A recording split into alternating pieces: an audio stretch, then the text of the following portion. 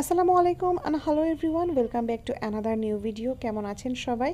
আশা করছি আল্লাহর অশেষ রহমতে সবাই অনেক অনেক ভালো আছেন। সাধারণ জিনিসের অসাধারণ টেস্টের একটা রেসিপি আপনাদের সাথে শেয়ার করছি। পোলাও, খিচুড়ি, ফ্রাইড রাইস, রুটি, পরোটা, নান সব কিছুর সাথে সার্ভ করতে পারবেন, যেটা কিনা আমার বাসায় গত কিছুদিন আসা গেস্ট এবং আমার বাসার ফ্যামিলি মেম্বার সবাই ভীষণ পছন্দ করেছে। আর চিকেনটা আপনারা যে কোনো চিকেন নিতে পারেন। আমি এখানে আজকে বুকের মাংস রান্না করছি।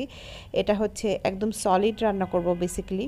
তো এটাকে আমি এখন ভিজতে দিলাম, আর ভিজতে দিয়ে চলে যাচ্ছি ভেজিটেবলগুলো কাট করে নিতে। অ্যান্ড এই যে আমি এখানে পেঁয়াজ, ক্যাপসিকাম আর টমেটো এইভাবে করে জাস্ট কাট করে নিয়েছি। আর খুবই নর্মাল একটা রেগুলার কাট, একটু কিউব কিউব সাইজের হবে।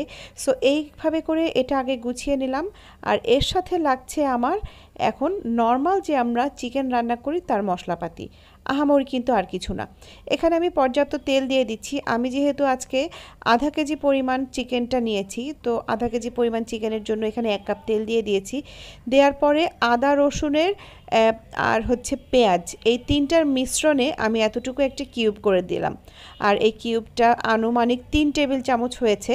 এর মধ্যে দিচ্ছি 1 চামচ ধনিয়া আর জিরা গুঁড়া, 1 চা চামচ হলুদের গুঁড়া, 1 চা চামচ মরিচের গুঁড়া, সাথে আছে স্বাদ মতো লবণ। বেসিক্যালি নর্মাল যে মুরগির মশলা আমরা মুরগির মাংস রান্না করার ক্ষেত্রে ব্যবহার করে থাকি, সেই মশলাটাই কিন্তু আমি এখানে ব্যবহার করছি।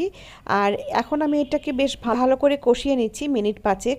এরপরে আমি সামান্য পানি দিলাম। এখানে আমি আধা কাপ মতো পানি দিয়েছি। আর এই পানিটা দিয়ে কিন্তু মশলাটা কষাচ্ছি যেন মশলার কোনো স্মেল আর এখানে না থাকে। মশলাটা কষাতে কষাতে যখন তেলটা উপরে উঠে এসেছে, তখন আমি এরকম কিউব করে কাটা মুরগির মাংসটা মশলার মধ্যে দিয়ে দিলাম এবং ভালো রকম কষিয়ে নিচ্ছি।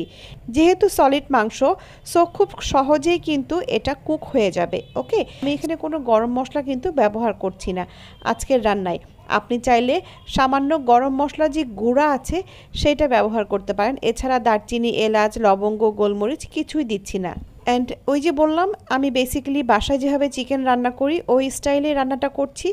এরকম করে যখন তেলটা আবারও উপরে উঠে এসেছে মুরগির মাংসটা, তখন হয়ে গেছে ছোট করে টুকরো করা মাংসের, তার উপরে আবার এখানে হচ্ছে বুকের মাংসটা।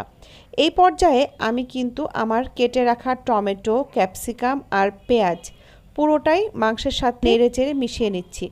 মিডিয়াম লো হিটে কিন্তু আমাকে এই কাজটা করতে হবে, তা না হলে ক্যাপসিকামের কালারটা হয়তো বা নষ্ট হয়ে যেতে পারে। অ্যান্ড ট্রাস্ট মি, এত বেশি জোস লেগেছে আমার কাছে এই খাবারটা যে আমি আপনাদেরকে বলেই বোঝাতে পারবো না। তবে সত্যি কথা বলতে, এই খাবারটা আপনি যদি একবার আপনার গেস্টদের খাওয়ান, আপনাকে সবাই প্রশংসা করতে বাধ্য। কারণ এই রেসিপির যে টেস্ট অ্যান্ড যে স্মেল, তাতে কিন্তু সবাই ফিদা হয়ে যাবে। অ্যান্ড অ্যাজ অলওয়েজ আমি আবারও বলছি যে আমি কিন্তু কোনো রেসিপিতেই না, আমি যেভাবে রান্নাগুলো করি সেই রান্নাগুলো আমার কাছে যদি ভালো লাগে তখন আপনাদের সাথে আমি শেয়ার করি। এখন আমি একেবারে 3 আঙুলের 1 চিমটি পরিমাণ এখানে নিয়েছি হচ্ছে টেস্টিং সল্ট। এটা চাইলে আপনারা স্কিপও করতে পারেন। আমার কাছে মনে হয়েছে এই রেসিপির ক্ষেত্রে যে টেস্টিং সল্টটা এনহ্যান্স করে টেস্টটাকে। অ্যান্ড এখন কিন্তু আমি 1 চা চামচ পরিমাণ গোলমরিচের গুঁড়াটা এখানে অ্যাড করছি, যেটা কিনা মাস্ট বি এখানে দিতে হবে।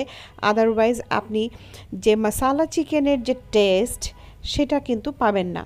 যাই হোক, এই পর্যায়ে দেখছেন যে অনেক আঁচটা কমানো আছে, যার কারণে কিন্তু পুরোটা একদম টমেটোগুলো রেডিশ অ্যান্ড ক্যাপসিকামগুলো গ্রিনিশ হয়ে আছে, তাই না? অ্যান্ড এখন আমি দিচ্ছি মশালা চিকেনের জন্য এখানে হচ্ছে আপনার গোল করে কাটা, বা আপনারা দেখেছেন শেপটা কেমন, কাঁচামরিচ, লাল আর গ্রিন, এই 2টা কাঁচামরিচে কিন্তু আমি এখানে কেটে দিয়ে দিয়েছি। আলহামদুলিল্লাহ, আমাদের কিন্তু রান্নাটা কমপ্লিট হয়ে গেছে। এবার কিন্তু শুধুমাত্র সার্ভ করার পালা। আজকে এ পর্যন্তই। আই হোপ আমার ভিডিও ভালো লেগেছে। লাগলে কিন্তু লাইক, কমেন্ট, শেয়ার করতে ভুলবেন না। আসসালামু আলাইকুম, আল্লাহ হাফেজ।